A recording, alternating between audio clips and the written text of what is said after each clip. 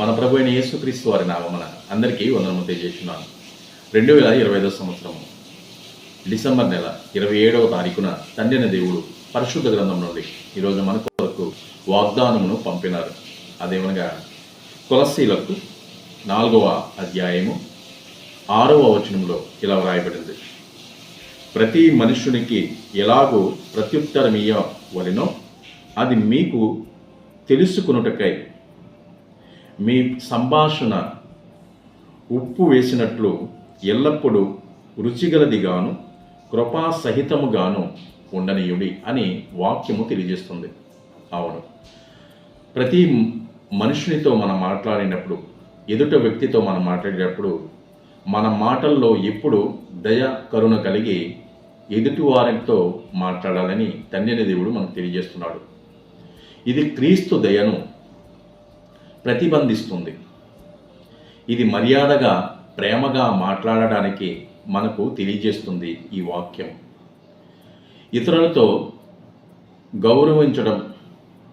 గౌరవంగా మాట్లాడటం ఉండాలని తండ్రి దేవుడు వాక్య రూపంలో మనకు తెలియజేస్తున్నాడు.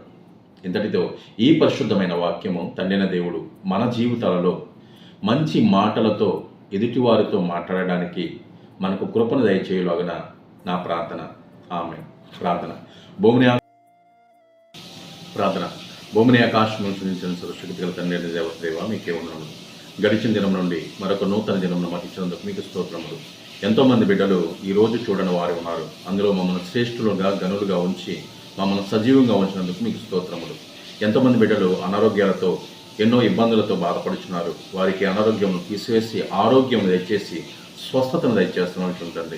నీ బిడ్డలుగా, నీ కుమారులుగా, నీ కుమార్తెలుగా బ్రతకడానికి మాకు వాటి ఒక అవకాశమును మాకు ఇస్తున్నందుకు మీకు స్తోత్రములు. ఈ సంవత్సరములలో చివరి రోజులలో మేము ఉంటున్నాం తండ్రి.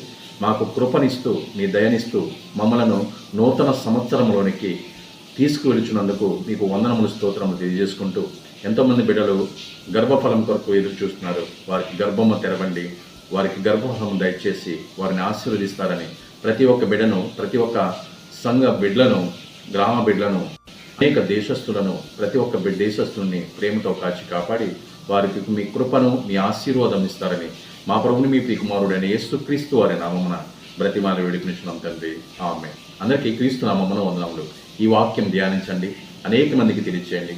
దైవ దీవెనలు, దేవుని ఆశీర్వాదములు మీరు పొందుకోవాలని నా ప్రార్థన. ఆమేన్. Praise lord.